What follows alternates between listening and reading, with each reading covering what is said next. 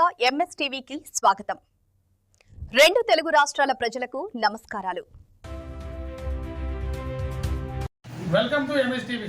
ఈ రోజు కొత్తపల్లి గ్రామం వచ్చాము. ఇక్కడ ఎంపీపీ స్కూల్ హెచ్ఎం గారితో మాట్లాడుతున్నాం. నమస్తే సార్, మీ పేరు? రాంబాబు అండి. రాంబాబు గారు, చెప్పండి సార్, మీ స్కూల్ గురించి రెండు విషయాలు క్లుప్తంగా చెప్పగలుగుతారా? మా స్కూల్లో అన్ని అంటే మాది ఎంపీపీఎస్ పాత కొత్తపల్లి దిమ్మగూడెం మండలం అండి. మాకు ఒక 10 years నుంచి కానీ 15 years నుంచి ప్రహారీ లేదు.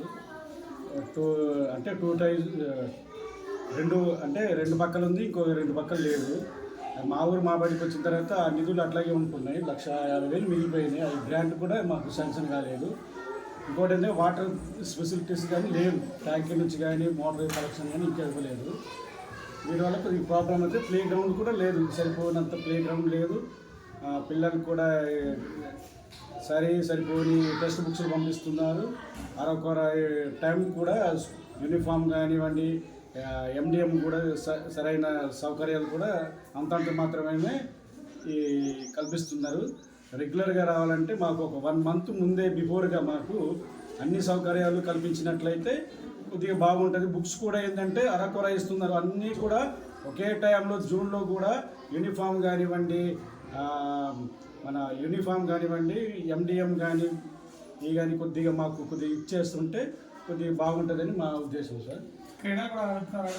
క్రీడలు కూడా ఈవినింగ్ టైంలో ఒక 45 minutes ఆడిస్తున్నాం సార్. అది ప్రభుత్వం ద్వారా పిల్లలకి ఏమేమి ఫెసిలిటీ ఇస్తున్నారు?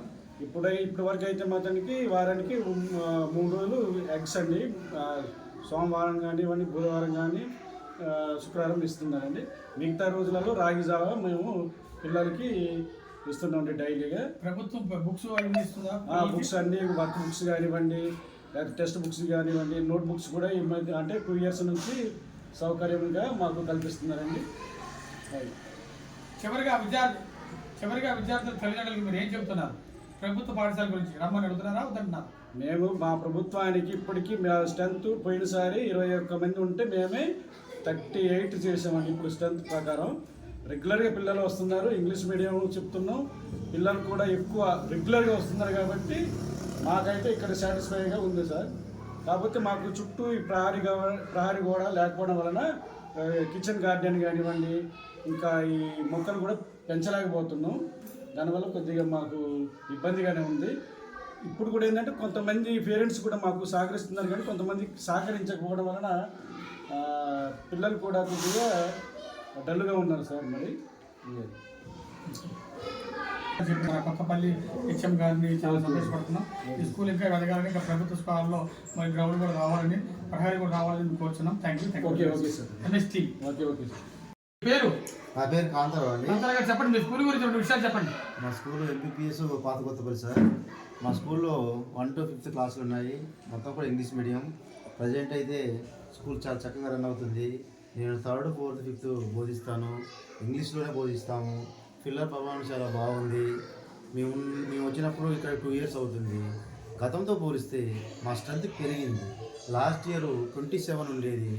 మేము వచ్చిన తర్వాత దానికి ఇప్పుడు 38 మెంబర్స్గా చేసాము. ఈ ఇయర్ 40+ అవుతుందని పేరెంట్స్ అంటున్నారు. ఇంకా ఈ స్కూల్ విషయానికి వస్తే మా ఊరు మా బడి కింద దీనికి కొన్ని వసతులు కల్పించినప్పటికీ పాఠశాలకు పూర్తిగా ప్రహరీ కూడా నిర్మించడం కాలేదు. ఓన్లీ 2 side మాత్రమే ఉంది. కిచెన్ షెడ్ అది కూడా అంతంత మాత్రంగానే ఉంది. టాయిలెట్స్కు కట్టారు కానీ రన్నింగ్ వాటర్ ఫెసిలిటీస్ లేదు. మోటార్ వేసారు కానీ పైన ట్యాంక్ పెట్టారు కానీ కనెక్షన్ ఇవ్వలేదు. మేము వచ్చిన తర్వాత సొంతగా వైర్ కొని కనెక్షన్ కట్ చేసుకున్నాము. ఇప్పుడు కొంచెం పవర్ ఉంది కానీ మోటార్ ఫెసిలిటీస్ అసలే లేదు. ఇలా మా స్కూల్ ప్రజెంట్ అయితే బాగానే ఉంది.